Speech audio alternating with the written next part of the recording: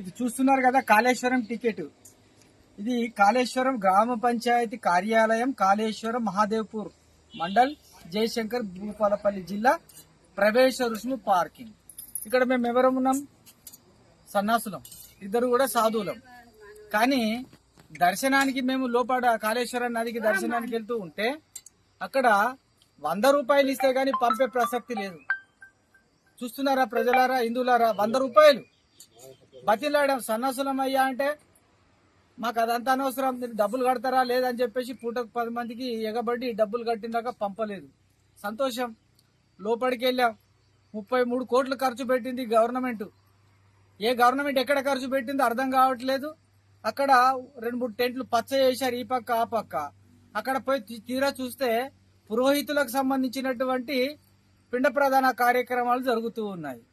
ఒక రోడే తవ్వేశారు, దాంట్లో దొడ్డుది బెడ్షీట్ లాంటి దొడ్డుది వేశారు.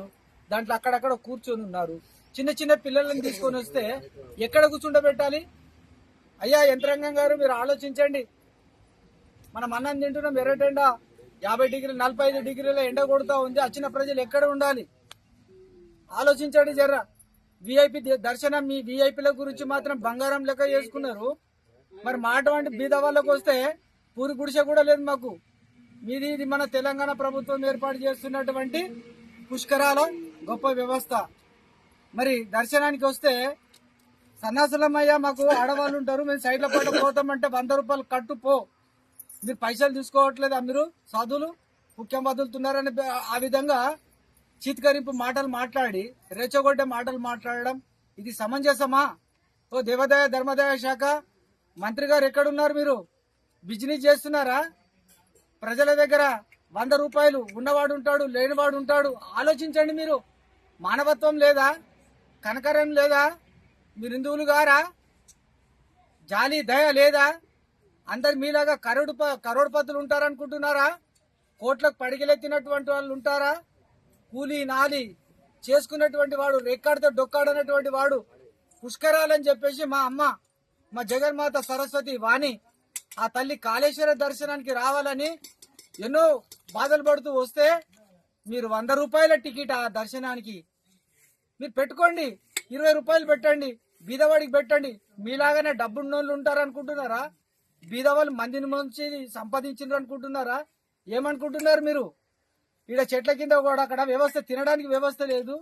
భోజనానికి వెళ్తే అక్కడ ఫుల్ రష్ ఉంది. ఇక్కడ చెట్ల కింద అక్కడ చూపెట్టి, అక్కడ చూడు హనుమాన్ స్వాములు కూడా చెట్ల కింద తింటున్నారు. అక్కడ చూపెట్టండి, అక్కడక్కడ చెట్ల కింద తింటున్నారు జనం. మరి ఏం వ్యవస్థ చేశారు మీరు? 33 కోట్లు పెట్టి ఏదో తెగ అడ్వర్టైజ్ చేస్తున్నారు. దొబ్బిల దోపిడేనా? దేవాదాయ ధర్మాదాయ శాఖ మీరు బోర్డు పెట్టుకోండి, ఒకటి బిజినెస్. దేవాదాయ ధర్మాదాయ శాఖ వ్యాపారము చేయబడుతున్నది. హిందువుల పట్టనే వ్యాపారం చేస్తున్నాం, మిగతా వాళ్ళ దగ్గర మేము చేయట్లేదు. ఎందుకంటే మా హిందువుల ద్వారా మీ బతుకంతా, మీ డిపార్ట్మెంట్ బతుకంతా మీ నాయకులకే కావచ్చు, మీ గవర్నమెంట్కే కావచ్చు, హిందువుల డబ్బులతో మీరు బతుకుతూ ఉన్నారన్న సంగతి మీరు మర్చిపోవద్దు. హిందువులారా మేల్కోండి, అందరూ ఖండించండి ఈ విషయాన్ని. ఇది సాధువులుగా ఖండిస్తున్నాం. సాధువులందరూ కూడా లెటర్ ఇచ్చారు, మా సాధువులని తక్షణమే దర్శనాలకు పంపండి అని. అయినా పంపకుండా ఈవో గారు కఠినంగా వ్యవహరించి సిబ్బందిని ఆ విధంగా తయారు చేశారు. దీన్ని తీవ్రంగా ఖండిస్తున్నాం. మేలుకో హిందువా, మేలుకో. ఇటువంటి అధికారులకు తగిన మీరు బుద్ధి చెప్పండి. కాళేశ్వరంకి వచ్చినటువంటి వాళ్ళు కూడా ఎవరు ఊరుకోకండి. ఖచ్చితంగా మీరు బెదిరించి మీరు మన పనులు మనం చేసుకుందాం. హర హర్ మహాదేవ్, హర హర మహాదేవ్.